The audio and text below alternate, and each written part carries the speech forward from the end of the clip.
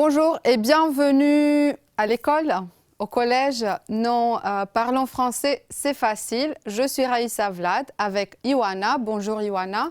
Bonjour. Et nous sommes un peu en vitesse parce que les vacances approchent. Les vacances, c'est le Noël, mais nous devons terminer la révision. Alors, rappelez-vous, nous avons parlé du collège, l'école et la salle de classe. Nous avons fait ce jeu de mots sympathique pour parler de notre école et nous étions restés là pour parler de notre salle de classe. Alors, pensez bien, est-ce que votre salle de classe ressemble un peu à celle-ci? Ioana, est-ce que tu peux énumérer 5 objets que tu vois dans cette salle de classe à l'écran? Oui, une chaise, D'accord. un tableau, OK. Qu'est-ce qu'il y a encore? des fenêtres, Oui. des armoires. Des armoires. Il y a un ordinateur? Je pense que non. Non, il n'y a pas d'ordinateur. Et dans ta classe à l'école, il y a un ordinateur? Oui, Oui. Et chez vous, il y a des ordinateurs? C'est toujours utile. Alors, pour décrire sa salle de classe, des chaises, des tables, le bureau du professeur, le tableau blanc, les fenêtres, les étagères avec des livres et parfois il y a des cartes, des plantes. Il y a plein d'objets dans notre salle de classe. Et pour vous rappeler un peu le lexique de l'école, j'ai une activité chasse l'intrus de chaque liste, c'est-à-dire élimine, c'est ça, chasse. Tu vas m'aider, Ioana, peut-être? Une chaise, une table, un crayon, un bureau. Quel est l'intrus? l'intrus, c'est un crayon. Oui, c'est un crayon parce que c'est un objet que j'ai dans ma trousse, alors que la chaise, la table, le bureau sont dans la salle de classe. Une trousse, un tableau noir, un livre, une gomme, Ioana. Quel est l'intrus? L'intrus, c'est une trousse. Un tableau noir. Un tableau noir, tout à fait. Oh, j'avais pas fait attention non plus. Un tableau noir parce qu'une trousse, un livre, une gomme, c'est le matériel scolaire. Une classe, une élève, une école, un jardin. L'intrus, c'est un jardin. Tout à fait. Le jardin, c'est dans le parc, c'est devant la maison. À l'école, il n'y a pas vraiment de jardin. Des copains, des camarades, des amis, des cahiers. Des cahiers. Oui, des cahiers, parce que les cahiers ne sont pas nos amis, hein, sont pas d'amis. Des copains, des camarades, des amis, ça s'appelle des synonymes parce que camarades, amis, copains peuvent avoir la même signification. Une étagère, une chaise, une bibliothèque, un bureau. Une chaise. Génial. Une chaise. Une chaise, une chaise. Oui, parce que... Pourquoi une chaise? Génial. Mais il y a deux possibilités. Parce que, oui, Parce que une étagère, une bibliothèque et un bureau, c'est des objets que nous pouvons... c'est des livres. très bien. Donc, je peux, c'est difficile, oui, ce n'est pas votre niveau, mais on peut quand même se faire comprendre. Étagère, bibliothèque, bureau, je peux poser mon livre et mon cahier sur ces meubles. Sur la chaise aussi, mais ce n'est pas fréquent. D'accord. Ou bien l'autre version, c'était une et un, féminin, masculin. Il y avait deux versions en effet. Et avec ça, je considère le sujet école terminé. Les vacances approchent. Je ne veux pas savoir quel est le nom de votre école. Non, je veux savoir. Réfléchissez. Mon école s'appelle... Comment s'appelle ton école, Ioana? Mon école s'appelle l'école centrale. L'école centrale. Tu nous as déjà dit, il y a des salles de classe, une bibliothèque, il n'y a pas de cantine, mais il y a un CDI. Et ta classe est grande et animée, tu disais? Elle est Oui, animée. Très bien. vous, à la maison, vous aussi, vous réfléchissez à votre école et à votre salle de classe. Mais comme les vacances approchent, nous allons passer du temps en famille. C'est important de pouvoir nommer les membres de la famille. Donc, de nouveau, un petit jeu de mots. C'est le père de mon frère. C'est qui, Ioana? Le père de mon frère. C'est le père de ton frère. C'est qui? C'est le père. Évidemment, c'est le père qui est le père de mon frère. La deuxième définition, c'est mon père. C'est la mère de mon père. C'est la mère. C'est la grand-mère. C'est ma grand-mère, tout à fait. Tu veux lire la définition suivante? C'est le fils de ma mère. C'est le fils de ma mère. C'est qui le fils de ma mère? Mais mon frère et ma soeur. Non, parce que c'est le fils, donc c'est ton frère, tout à fait. Oui, le fils de ma mère, c'est mon frère. C'est la fille de ma tante. C'est ma cousine. Génial, c'est ma cousine, très bien. Et ma cousine, elle a un père et ma mère, elle a un frère. Le frère de ma mère, c'est mon Oncle. oncle. Et la définition 6, qu'est-ce qu'elle dit? C'est la mère de mon cousin. La mère. C'est ma de mon tante. cousin. C'est ma tante. Tout à fait. Et nous avons là tous les membres de la famille. Ma mère, mon père sont mes parents. Mon frère, ma sœur, moi-même, nous sommes les enfants. Nous avons des grands-parents, des oncles et des tantes. Et j'ai dit ma mère, mon père, ça exprime la possession. Ça montre que j'ai quelque chose. Alors, on va essayer d'exprimer la possession. Julien a une veste bleue, c'est la veste de Julien, c'est sa veste. Tu veux m'aider, Ioana? Pascal? Pascal a une petite sœur. C'est la sœur de Pascal. C'est sa sœur. Génial. Sarah a des cousins à Paris. Ce sont les cousins de Sarah. Ce sont Sarah. ses cousins. Ce sont ses cousins. Génial. Marie? Marie a une grand-mère à la campagne. C'est la grand-mère de Marie.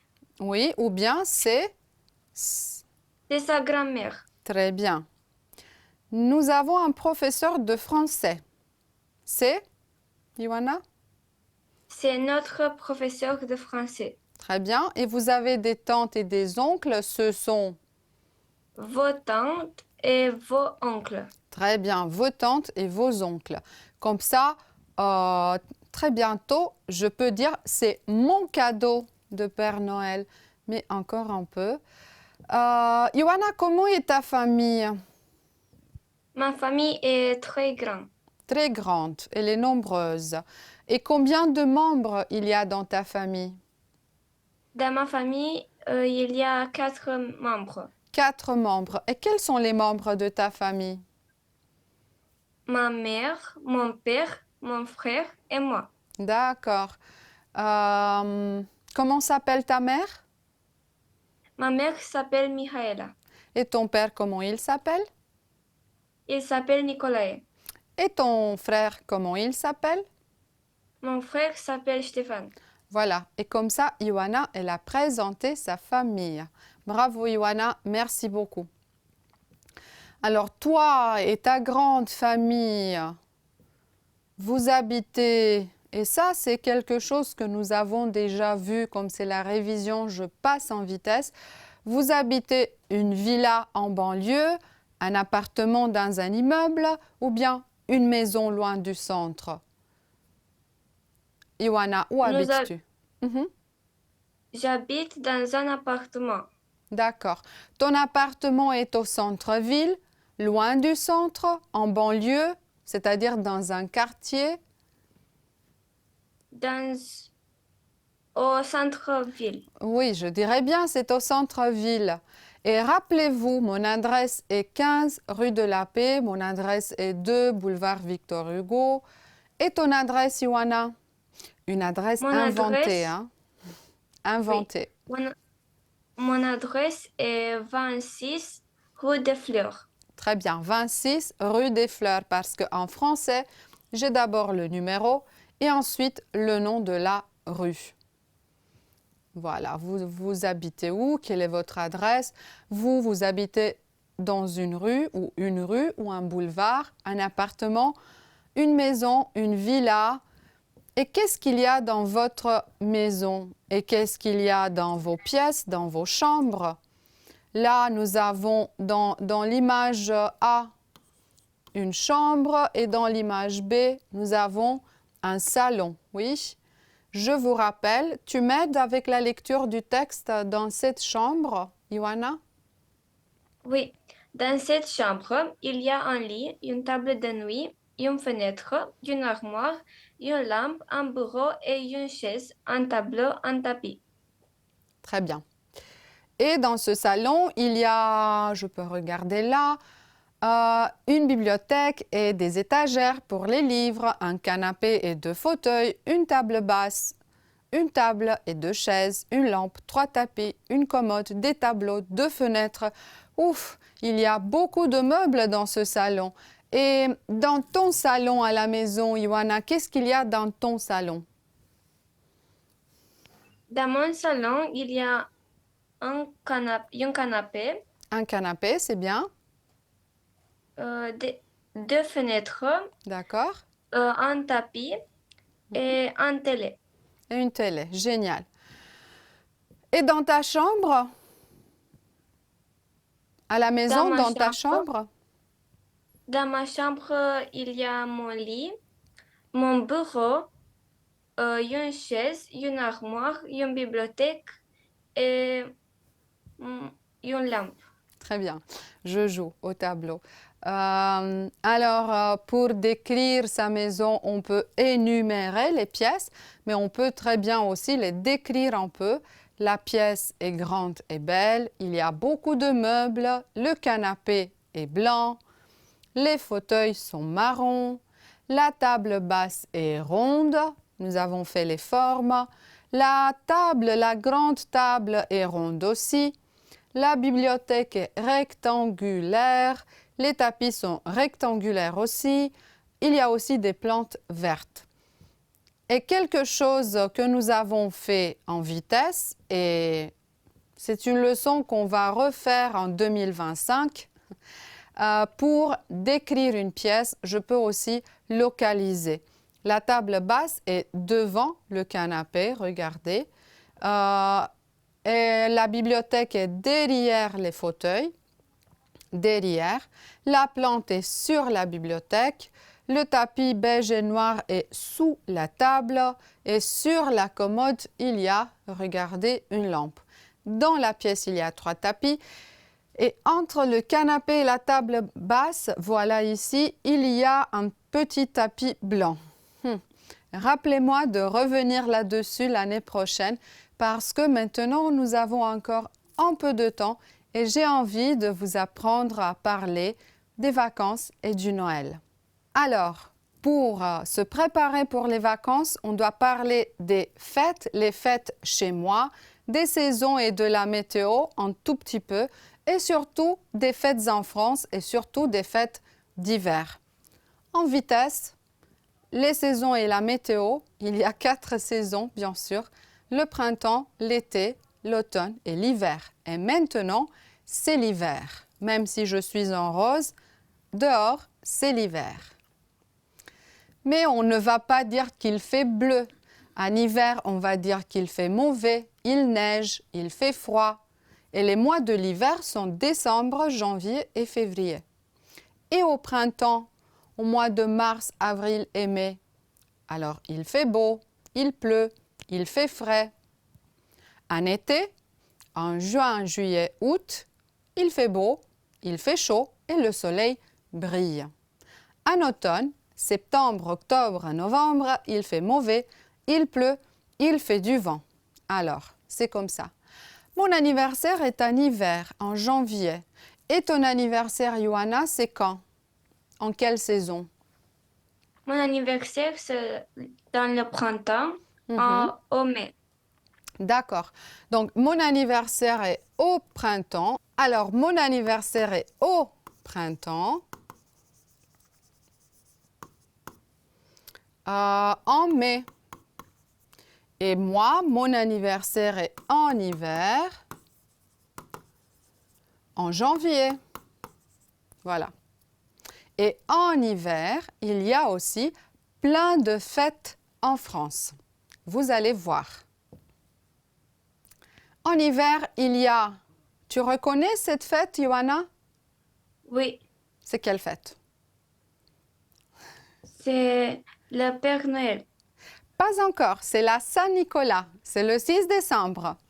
Des bonbons, des chocolats, vivement Saint-Nicolas. Il y a ensuite, oui, en effet, le Noël avec ses cadeaux le 25 décembre. Et il y a enfin le Le Nouvel An, Nouvel An. oui, le 1er janvier, avec du champagne et des feux d'artifice, du champagne, mais pas pour tout le monde. En hiver, il y a d'autres fêtes spécifiques à la France cette fois-ci. C'est l'Épiphanie, ça existe aussi en Roumanie, c'est le 6 janvier. En France, c'est la fête des rois. Regardez la couronne, la fête des rois. Et ensuite, quelle fête délicieuse, c'est la Chandeleur, le 2 février. C'est la fête des crêpes. J'aime les crêpes. Tu aimes les crêpes, Ioana? Dis oui. Oui. Ah, génial. Oui, tout le monde adore les crêpes, en effet. Alors, pour parler des fêtes, on a besoin de quelques phrases comme « Je décore le sapin de Noël ». Ioana, tu? Tu achètes des cadeaux. Très bien. Ma mère prépare le repas de fête. Ioana? Nous organisons un dîner festif. Génial. Vous chantez des chants de Noël ou des cantiques. Nos amis nous envoyons Nous des envoient. messages. Ou bien ça Envoie. s'appelle des vœux, oui, des messages.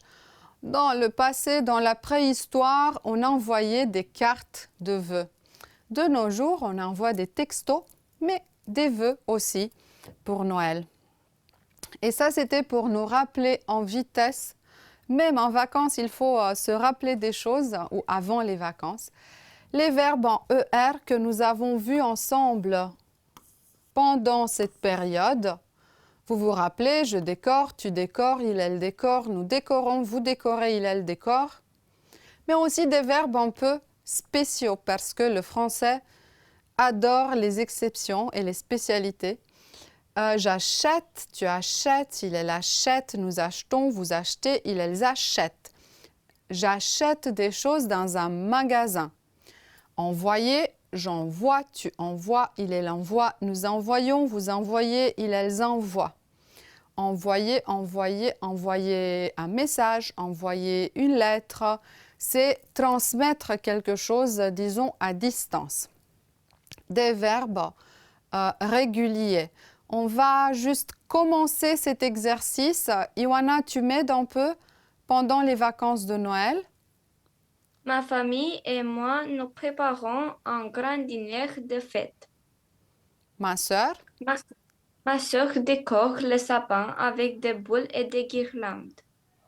Oui, parce qu'elle adore cette activité. Mes cousins, qu'est-ce qu'ils font? Ils apportent les jeux pour la soirée. Nous?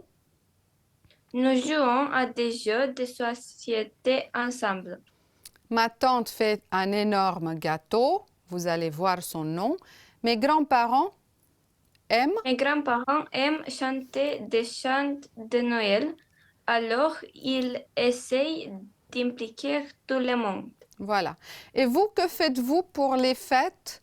Vous allez pouvoir répondre à cette question quand vous allez savoir que voici le Père Noël, voici le sapin de Noël, voici le renne de Père Noël, voici les boules, les boules que je vais mettre dans l'arbre de Noël. Voici un cadeau. Et enfin, le traîneau du Père Noël. Voilà, c'est le lexique spécifique pour Noël.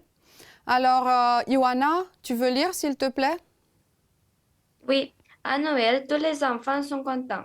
Le sapin est décoré de boules, de guirlandes et d'une étoile. Sous le sapin, il y a les cadeaux apportés par le Père Noël. Et je vais vous dire qu'à Noël, même les adultes sont très contents parce que eux aussi, ils ont des choses à faire. En France, par exemple, comme dans beaucoup de pays, les adultes et les enfants célèbrent Noël dès le 1er décembre avec le calendrier de l'Avent, commencent à préparer Noël. Les familles fêtent le 24 décembre, le soir, par un repas. C'est le réveillon. Tout le monde se réunit autour de la table. Le plat traditionnel, c'est la dinde au marron et le dessert spécial, bûche de Noël. C'est un gâteau avec plein de chocolat. Les familles peuvent aller à la messe de minuit et les enfants laissent du lait ou des biscuits pour le Père Noël à côté du sapin et le 25 décembre, ils y trouvent leurs cadeaux. Merci d'être avec moi ou d'avoir été avec moi, Ioana, pendant cette saison. Bonnes vacances, joyeux Noël! Joyeux Noël! Et bonnes vacances, joyeuses fêtes à vous aussi. J'espère que vous allez trouver sous le sapin plein de cadeaux. Je vous dis au revoir ou à bientôt.